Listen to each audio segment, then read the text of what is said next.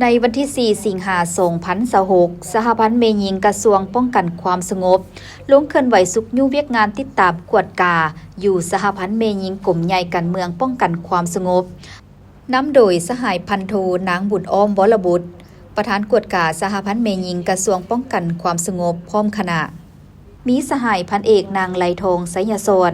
ประธานสหพันธ์เมยิงกลุ่มใหญ่การเมืองพร้อมด้วยคณะสหพันธ์เมยิงกลุ่มใหญ่การเมืองป้องกันความสงบหัวหน้าหน่วยและคณะหน่วยที่เฮ็ดเวียกงานกวดกาอยู่หน่วยสหพันธ์เมยิงอ้อมข้างกลุ่มใหญ่การเมืองป้องกันความสงบเข้าร่วมการลงสุกยู่ในครั้งนี้ได้รับฟังรายงานการเคลื่อนไหวเวียกงานการติดตามกวดกาประจำปี 2026 และทิศทางปี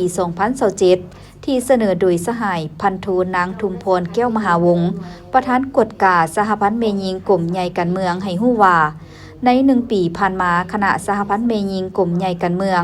ได้เอาใจใส่นำพาซี่นำสมาชิกเอื้อยน้องเมยิงเฮ็ดหน้าที่การเมืองก็คือการปฏิบัติเวียกงานวิสาเฉพาะด้วยความรับผิดชอบสูงเคียงคู่กับการศึกษาอบรมการเมืองนำพาแนวคิดอย่างเป็นปกติและต่อเนื่องพร้อมนี้ก็ได้ติดตามกวดกาสมาชิกเมยิงที่อยู่ในความรับผิดชอบของตนในการเคลื่อนไหวการพัวพันสังคมและการปฏิบัติหน้าที่แสดงออกในการจัดตั้งเสื่อมซึมบรรดามติคำสั่งของคันเทิงระเบียบกฎหมายกำลังป้องกันความสงบและระเบียบของสหพันธ์เมยิงลาวบางออกพร้อมเดียวกันนั้นคณะสหพันธ์เมยิงกลุ่มใหญ่การเมืองยังได้ติดตามกวดกาการใช้สื่อสังคมออนไลน์ของสมาชิกเมยิงอย่างเข้มงวดแต่ก็ยังปราศจากบ่ได้ยังพบเห็นปัญหาในการใช้สื่อสังคมออนไลน์อยู่บางหน่วยและหน่วยสหพันธ์เมยิงจึงได้สมทบกับคณะภาคคณะบรรษาผู้ศึกษาอบรมและแก้ไขให้ทันเวลาสำหรับทิศทางแผนการในต่อหน้าเพื่อแนสายเหตุให้การจัดตั้งสหพันธ์เมยิงแต่ละหน่วยมีความนักแน่นเข้มแข็ง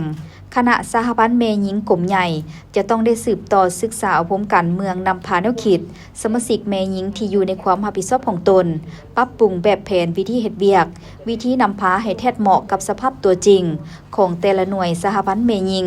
ติดพันกับการเคลื่อนไหวกวดกาอยู่บางหน่วยที่มีปัญหา